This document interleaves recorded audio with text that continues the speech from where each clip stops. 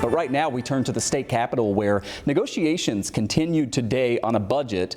Sources tell me some of the sticking points include the governor's auto insurance reform proposals, also what to do about immigration in New York, and the state's climate law. The budget was due on April 1st, and on that very day, the legislature passed an extender, the first of 4, to keep the government funded while they work out a budget. The most recent extender was yesterday. One top lawmaker predicted that at least a 5th extender will be needed. That suggests the budget is not quite close to being done. Jeremy Zellner is a Democrat representing the 61st Senate District, and he joins us live tonight. Senator Zellner, it's great to see you. Thank you, Michael. So where are we with the budget, and when, if you look at your crystal ball, and I know you're new to this, right? But when do we get this done? We just got there. I don't have a crystal ball, but we've got critical pieces of legislation in this budget. We've got important things that we want to fund in this budget, and those things take time. Things are not black and white. We've got issues like immigration that we want to protect our neighbors and stop this craziness with ICE, and that stuff is not easy to deal with right now. Yeah, the policy proposals seem to be more of the sticking point than the dollars and cents. Yes. I want to ask you more about the budget in a moment, but one of the pieces of legislation that you're working on right now deals with energy. I mean, we're all paying more for energy right now. The war with Iran has not helped that, though it seems like negotiations improved on that over the past 24 hours.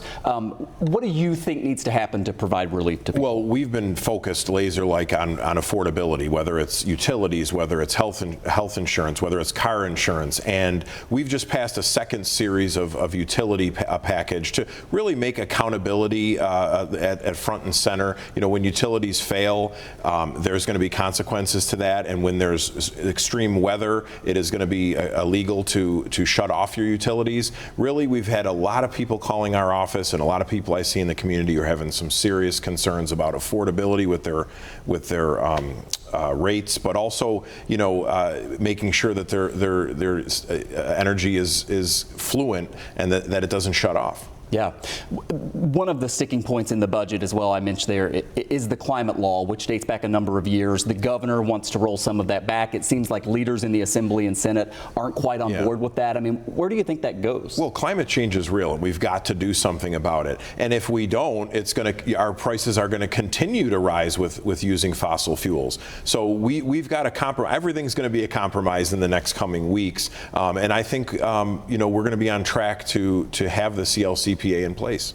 You represent the city of Buffalo and some other municipalities. I've said this a couple times on the air. I don't know how the city of Buffalo is moving forward right now with its own proposed budget when you don't know what the state of New York is going to be giving. What do you expect comes from Albany to help Buffalo? Well, they have a serious revenue problem, as the mayor has pointed out, and we feel good about the governor's $40 million that she's going to be putting in the budget, and hopefully we can keep that going for the city of Buffalo, among other things. Again, we're just really focusing on other affordability issues, and so that the taxpayers in the city of Buffalo aren't sharing that burden alone.